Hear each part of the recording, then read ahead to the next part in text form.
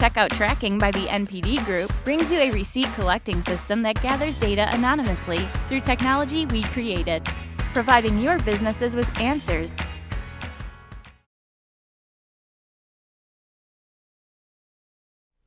All right, morning everyone. So just so I get a feel for skill sets and background in the audience, how many of you are game designers? Sweet. All right, that's great. How many of you do something like, how many of you are producers or like responsible for business decisions in your, okay, cool. So this is kind of a two-part talk. Part of it is some business framing that I think just rolls really nicely into my thesis on design and how to do well in the market. And so I'm going to try and spend very little time on that and actually jump through it pretty quickly. You'll have the slides, you can ask me questions afterward, but I really want to get to the meat of the talk, which is some semi-theoretical but also practical game design stuff. So like Jake mentioned, I'm Brett Seyler. I'm a founder of a studio called Americana Game Studio. And before that, I was at Unity for a few years, early in like 2010, 2011, and a company called Garage Games before that. So I'm kind of steeped in game technology prior to game production and game design, but game design's been my primary focus for the last 3.5 years or so. So this is kind of, we do game design sort of the old-fashioned way. We build from boards and like play in person and do a lot of this kind of stuff to establish core fun mechanics. In addition to running the game studio, I also invest in game studios and game tech companies occasionally. And so I'm seeing a lot of the business case I'm going to present over the next hopefully only 5 minutes or so is also informed by that. So a quick preamble on mobile. I feel like this is kind of, first of all, how many of you are making mobile games? Like, okay, pretty much all. All right. Well, I don't need to talk too much then about like this kind of talk. Mobile is dead. Time to do something else.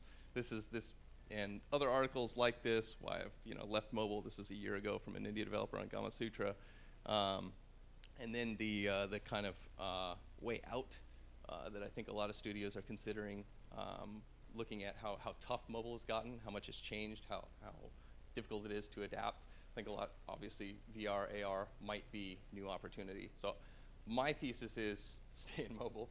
I think there's massive opportunity still in mobile. I think it's basically Neil Young of Network, if you guys know him, formerly NGMoko fame, did a pretty good talk, I think it was 2-3 weeks ago, and covered this part well. So I'm not going to repeat his arguments, but if you want to check that out, I think some of them are really good.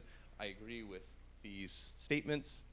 I think ARPDAO is going to go way, way up, and that's a big part of what I think needs to drive design innovation from here. And it's not just about making money, it's about designing something that entertains people longer, really is what it comes down to. And yes, the revenue opportunities they're growing at the same pace, really. They've grown since the introduction of the App Store in 2008, 2009. But it's kind of clear to all of us there are fewer winners, or at least it seems like much harder to break into that top tier. So that's kind of the business case I'm leaning toward. I think if you're not aiming at that, you're almost certainly not going to get there by luck. And if you are aiming at that, you might do well enough to have at least another turn at bat. And I think that's the right way to approach this business. So this is my thesis. Mobile can still be won, and I don't think it's out of reach for most small, mid-sized studios. I think if you're 2 to 3 people, probably going to be pretty tough. I would do something else. But if you're 15, 20, 25, I really genuinely think you have a shot at top grossing. And so that's where I'm headed. I'm going to jump through this stuff pretty quickly because this is kind of a business case leading up to design.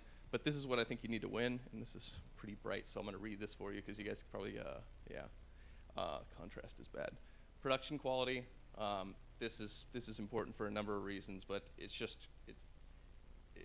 you're weak on this front, it's just like missing a leg of the stool. Performance marketing competence. Most of you guys know if you're going to compete in mobile, you need to know how to do paid UA at least eventually. 6 months of marketing capital, you have to have money to spend. And 2 years of development capital. This is sort of where it gets a little controversial compared to like the way some of you are probably running your studios, or at least how you think about the best approach to innovating on design. My belief is dev cycles are longer and longer for a reason, because the ante is just higher. It's just much, much tougher to present something that's going to entertain people longer. And the last piece, 2 years of designed entertainment.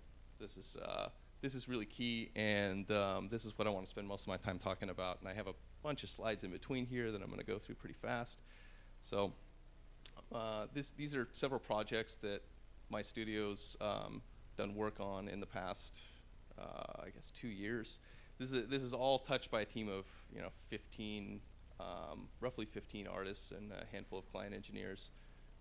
So this is my point with showing all this stuff is basically this is cheap. This is effectively commodity. Being able to present, to develop your IP in a way that doesn't let the user down, that doesn't make the user feel like you cut corners, or you just didn't live up to the promise of your IP. So that's my primary point with that. You can also, you guys probably all know how to do the basics of sweat marketing. Make the platform owner happy. Iterate on creative. I think this is probably the most important piece missing from most performance marketing efforts. This is really stuff you can do on a shoestring, but it really, really can. This is the way your product appears on the shelf to any user, and it's worth playing with. And if you're going to do ads, of course, same. You can build a direct connection to your audience. You can use Game Center, Android. We use a product from a company I invested in that basically just helps you bridge that gap. You can't use Game Center on Android. You can't, and vice versa. And sort of stitching the audience together is pretty difficult. Do the press, and so on. Okay, so that's all the stuff you can do for free. Paid marketing. Yes, you need money. Hiring. User acquisition. People are getting trained pretty quickly all the time, and it's a skill set that does go stale a little bit fast.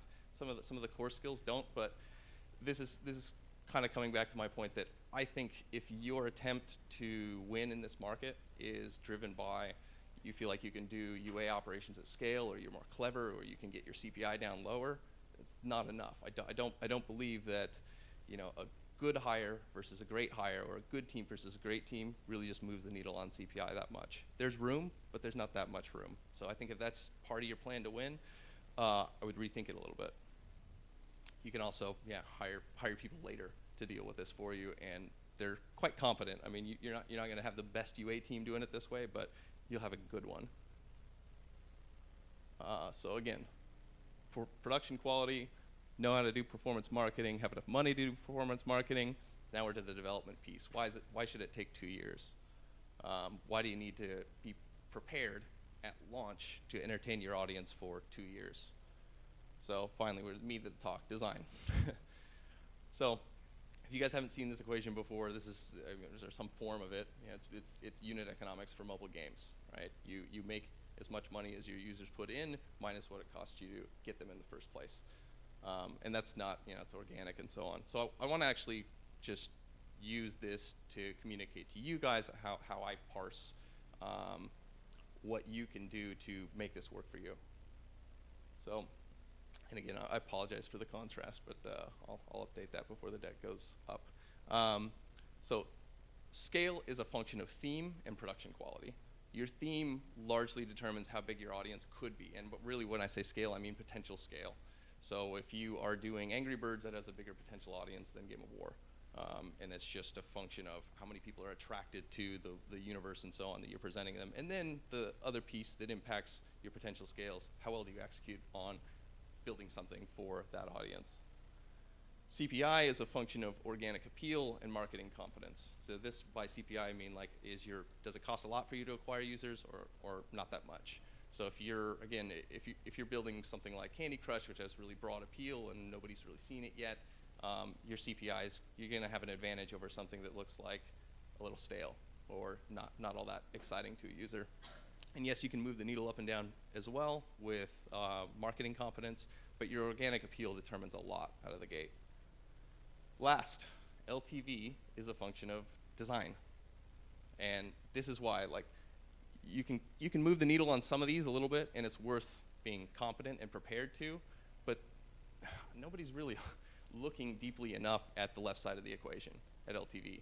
And I don't think that you guys or any studio is really at a disadvantage to make huge gains focused on this effort. So that's kind of what I want to talk about. I want to talk about things like why are high LTV games performing the way they're performing, how I sort of break that stuff down. So before I talk about how you get to high LTV, let's just look at a few different kind of famous success cases. And this is my own sort of ranking and parsing of these games, or at least these attributes of these games. So I'm going to go fairly quickly through this. I mean, I think we all probably agree if you introduced Angry Birds today, it's not going to do as well as it did in 2009. But at the time, it had awesome organic appeal, good simulation complexity, but really compared to modern games, pretty easy game to put together from an engineering standpoint. Very low LTV. The economy in the game's pretty tiny. They made probably more money from the average user on ads than any IPs. And it scaled really, really well. I mean, that I think is an example of Rovio chose a theme that they knew was going to be broad, and they knocked it out of the park, and they produced a hit. Clash of Clans is kind of obviously more mid-core game. Simulation complexity is higher.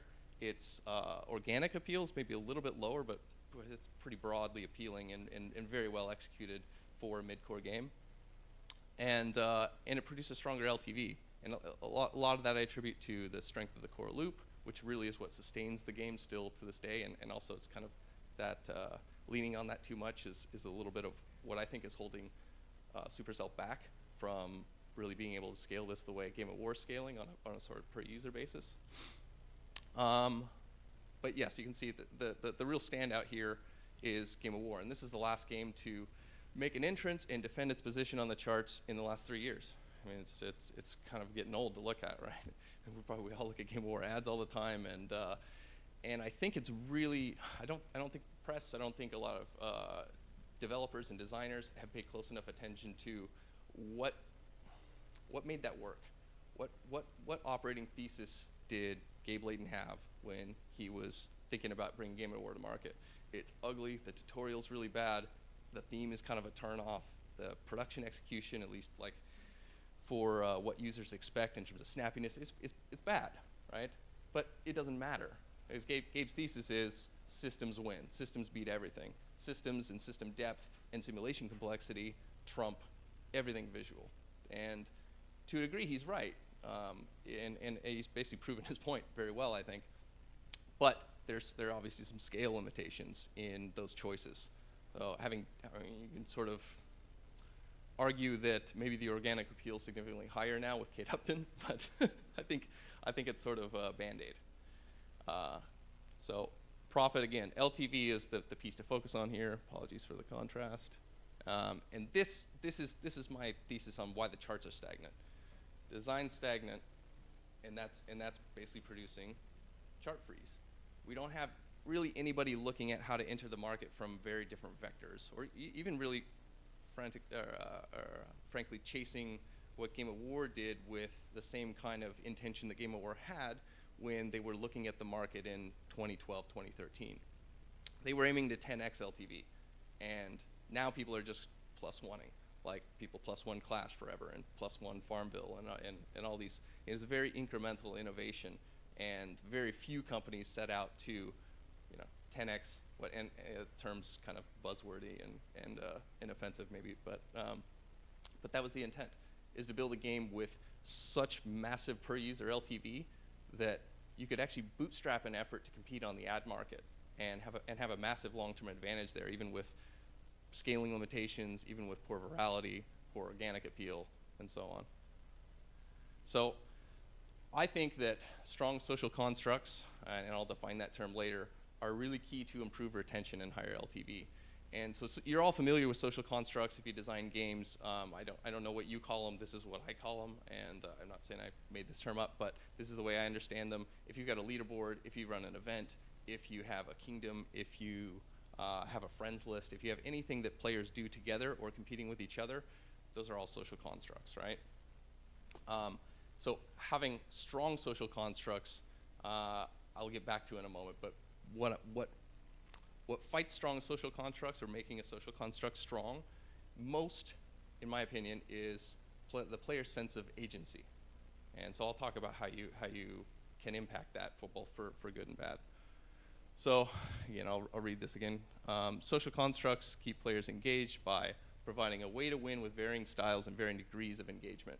So not everybody who plays Game of War, for example, is logging in several times a day. I mean, I think probably the bar, if you're post level 15, is like at least 3 times a day. That's a pretty steep ramp. But some people have that game open pretty much all day. And each game sort of has some breadth in how you can participate in it and still expect progress and good results.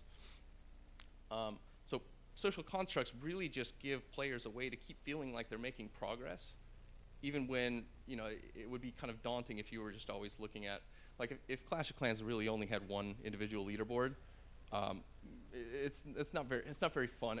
There's so much distance between where you start and where that person got that you're going to be demotivated, and you're going to feel like, wow, I can see the path to get there, and I don't feel like I have a lot of agency in making choices that entertain me or that are unique to me along the way.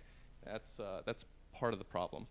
But yes, friends leaderboards, ladders and leagues, events, I can't just read clans, obviously, alliances.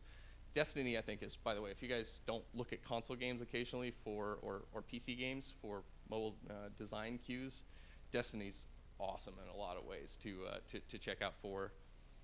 The thing I like best about it is almost any way you want to play that game, you can make progress and you can keep pace. And they have balance problems and all sorts of scaling problems, but the fundamental systems designs are really outstanding.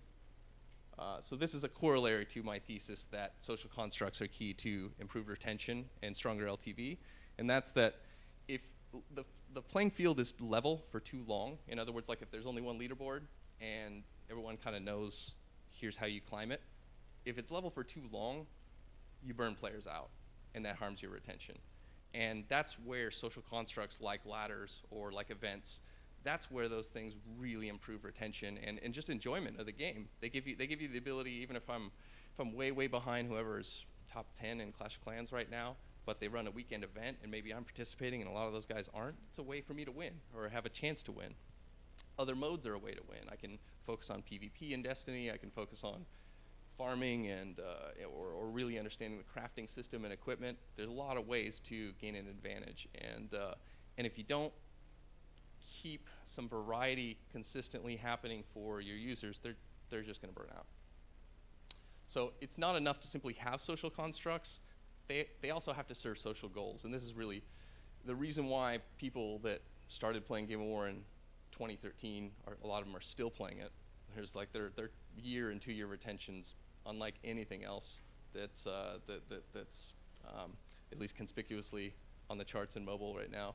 The reason why they have that is the social bonds you form in that game and the things you do, the goals you chase, the way you help each other. They're just more real and they're more concrete and varied than any other game out there right now. So you can help people speed timers. Obviously, you can send resources. You can chase all sort of group goals that also are in themselves defining a social construct. If you're in an alliance in Game of War and you're mid-level, say low, you don't have fully upgraded stuff. You're not an imposing figure in the kingdom overall, but your guild is actually, or your alliance is actually in contention for a goal inside the kingdom, like the Wonders and other things, events, taking down a raid boss, whatever it is. For that moment, that goal defines a new social construct. Whoever's online for that weekend, whoever's deciding to chase that goal, and that's a big part of why events work. You're kind of resetting the playing field a little bit in that moment. So yes, climb an individual leaderboard. That's again serves a social goal. You see who you pass. Sorry, thanks. Okay, so I got 5 minutes, so I'm gonna keep going. You can graduate to a new ladder, win an event, climb a leaderboard that's clan focused, and you can achieve like group goals like conquering a kingdom, wonder, in Game of War. In Destiny, it could be a whole bunch of stuff that the game has you running around to do to get a rare shader. I see this happens all the time, and I love that system in that game, by the way, because it's just it's for the people I know that are still playing that game and still very engaged and more or less max level and have all the equipment they want. This is the thing they're still logging in to do. Which seems goofy, right? It's simple aesthetics, but they're still logging in because they want that dead orbit shader that you get almost by chance every time you rank up the dead orbit dude. So all sorts of ways that can work. All right, shared spaces. This is kind of one of the key like proven ways of producing a social construct that supports player agency. So what shared spaces do more than anything else is they obscure the social constructs that you've designed. So you put everyone that you know in this kingdom, and they know they're in this kingdom. They don't really think of themselves as bound to all those other players or in that playing field, or similarly in an alliance. I don't know how many of you guys have played Game of War enough, but this is the magic in that game. This is it. This is like a bunch of alliances and sort of meta alliances that the game didn't provide any explicit mechanic to create or support. It's like when a major battle happens in Eve. This is the same. This is the mobile equivalent. And yeah, it looks messy, and it is messy, but it's exciting. If you're in that neighborhood, this area around the Wonder, or if you're part of an alliance that's actually competing for this, it's exciting. And this stuff happens not just for like static permanent goals like winning a Wonder, but dealing with raid bosses, all sorts of stuff like that. And so your space makes you feel like you have agency. And how many of you guys have played like a card battler that has Fire Dungeon 1, 2, 3, 4, 5, Ice Dungeon, so and so on, where you can feel, I know how to get from here to here, and I know roughly how long that's going to take. I can feel the difficulty ramp, and I'm done. I'm over it. Like I'm not expecting anything new. The game's not unpredictable. There's no emergent quality to it. Shared spaces are a great way to obscure that, and a great way to give players a sense of agency, even when you might behind the scenes be doing a lot to make sure they're not getting bullied, they're in a competitive environment, and they're having a good time. So again, I'm repeating myself a little bit, but shared spaces obscure social constructs, giving the player a sense of agency and improving retention. Can also, you can look at a lot of games that do this well, very few on mobile, but a lot of games use spatial relationships between players to define new social constructs, whether it's drawing a kingdom and sort of having arbitrary borders, or like if you play Rift and you sort of a player can just initiate a big flood of enemies into a particular part of the world, and it's a shared space with other players, not all of them, but some of them, and everyone has to deal with that together. Graduating from the sandbox could be an individual or a group goal. If you want to sort of find your way toward interesting goals in Game of War that exist outside the kingdom, you kind of have to be top dog in the kingdom first, or at least kind of check that box. So constantly having a new social construct and a new goal to chase, especially if it's a group goal, is a really, really great way to improve retention. As an example of kind of the way we did it, we're building a sort of high seas fleets sandbox MMO with this kind of design. So if you take one thing away, I don't want what I've heard before in having this kind of discussion, at least in person, is this question: isn't this just matchmaking? What's the difference between I want to attack somebody in Clash of Clans and I just see base, yes, no, base, yes, no. The difference is if you're using a shared space. I mean, this is, let's see, you have roles and specialization, for example, which you barely have in Clash. Like Clash, you lead a clan, your role's not all that much different usually than being a strong member in a clan. You might have sort of feeder clans, but some games really build fantastically for social hierarchy and roles and specialization. In Game of War, you might be running an alliance that's never intended to compete for the Kingdom Wonder. You're just a feeder alliance, and you're focused on farming and leveling up new players and qualifying them, and you're allied with the alliance that actually controls the Wonder, and those goals kind of get meta forever. So those kind of roles and specialization, plus shared spaces, plus persistence, if you're going to try that, which really is important in a shared space, times matchmaking, which is like how are you actually corralling these players or giving them social constructs that don't badly match up players. It's madness, right? It's really, really, from a design standpoint, I find this stuff, I mean, I used to study math in college, and this is hard. This is really, really hard. And I understand why a lot of people just don't want to dig in and try and compete on this level. But I mean, if you're a smart designer, you're on the same playing field as Machine Zone, King, Supercell in trying to tackle these problems. And you know, the coming back to the 2 years of development capital and 2 years of design entertainment, this is what these guys really understand, and sort of having you need to be so far ahead of your best player, your player that's just going to jam through all your content. You need to be ready to surprise them and surprise them and surprise them before you're even paying attention to them again when you launch. So if it's like, you know, player jumps in and they think, oh, Game of War looks like Kingdoms of Camelot, I'm going to build stuff, I'm going to go smash some people on the map and, you know, not really do much else. And then you go, oh, there's a whole world outside my kingdom. There's something else to do. There's these group goals. There are these other social constructs that make my neighborhood, my spatial relationship to all these other players feel interesting. That's designed in. I mean, that's planned. That experience is planned, and it's very difficult, but it's so important. So the wrap up is, this takes longer than 12 months to build. This is like 2 years if you're, I think, really, really sharp. Doing high-end production quality, having deep economic systems, shared spaces, persistence, very, very tough stuff to pull off on the sort of traditional, like, MVP 1 year, hopefully see how it does in soft launch dev cycle. That's repeating what I just said. And again, this is the element that's within your control. This is where the playing field's level for you. This is where you guys, you're not at a significant disadvantage to any of the major players. They don't have it locked up. Don't think that way. It's just simply not the truth. There's a lot of room to move the needle here. That's it. All right.